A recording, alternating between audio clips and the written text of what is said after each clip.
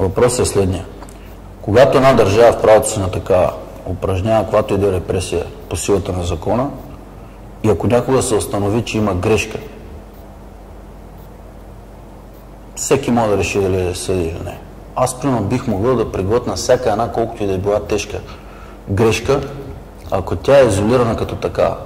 Когато обаче има ясна тенденциозност, изнасилване на всички възможни положения, факти, да се върви в посоката на тая грешка, абсолютно необосновани. Само единствено да нахраним тълпата, как да постигнеш такова отношение? Това е повече от съзнателно. Това е най-голямото подиграване с съдебната система и нейния смисъл. Как да го пусна това, като утре какво ще кажат по вестниците? Ама чакай, ти какъв си, бе? Какво работиш ти, бе? Какво работиш ти, бе? От твоята работа е ясна и точна и категорична и ти въобще не трябва да се интересуваш от нищо. Ако закон е над всички, какво обществено мнение? За какво говорим? Ти представяш си първа и последна инстанция, вие по света сте четвърта власт, а тук сте първа и последна инстанция. Вие казвате и кой какво и с какво ще се случи.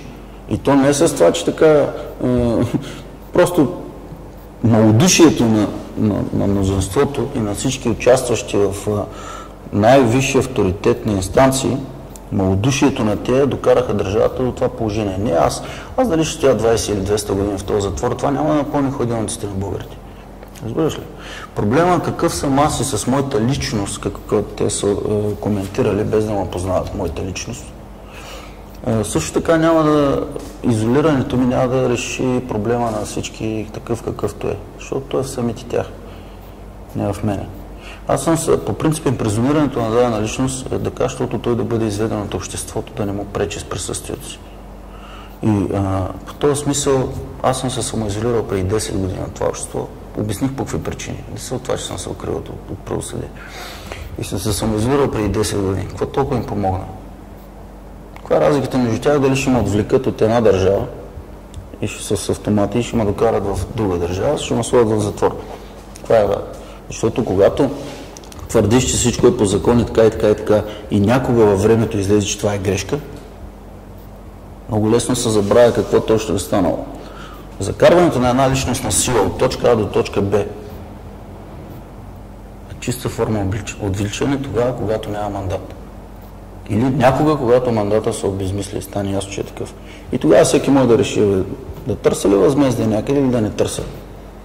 Ако това е най-обикновена грешка, най-обикновена антиномия или апория, която не е по принцип, те неща не възникват като в логическата мисъл на индивида на субекта.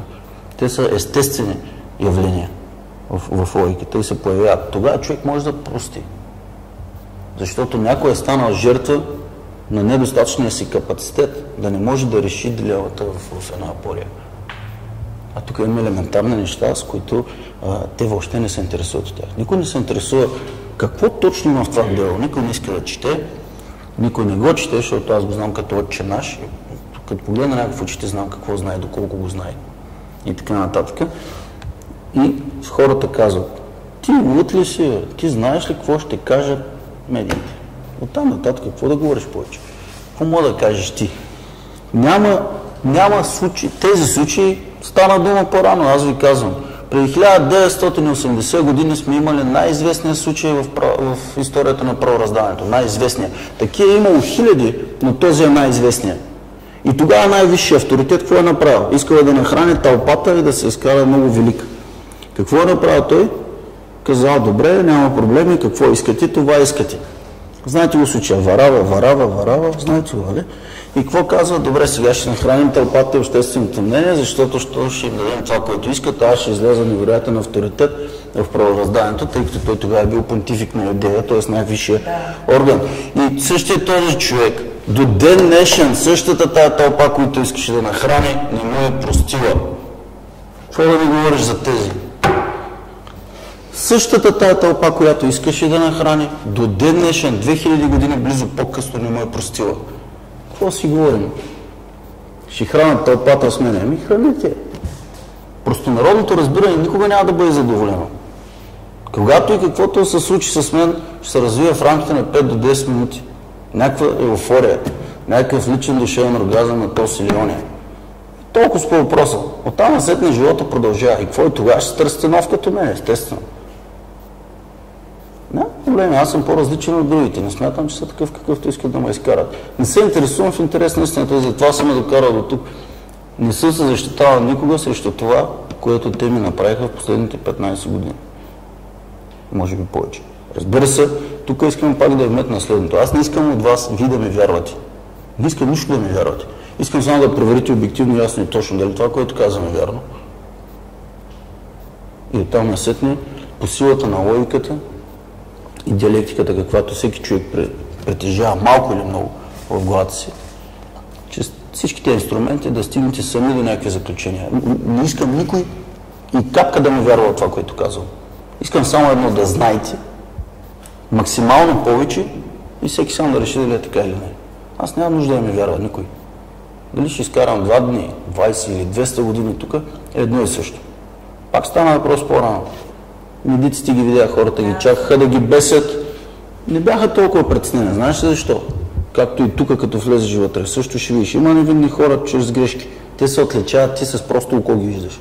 На невинен човек затвор не може да му тежи. Смъртна присъда не може да тежи. Нищо не може да те тежи. Разбираш ли? Няма как. Защото тежи вината. А ти, когато си безсилен да се възпротивиш на дадена система, която ще смачка, това ще отиваме в един друг аспект на мислене, но то е неизбежно. Единствено, че си длъжен да направиш нужното, да го избегнеш.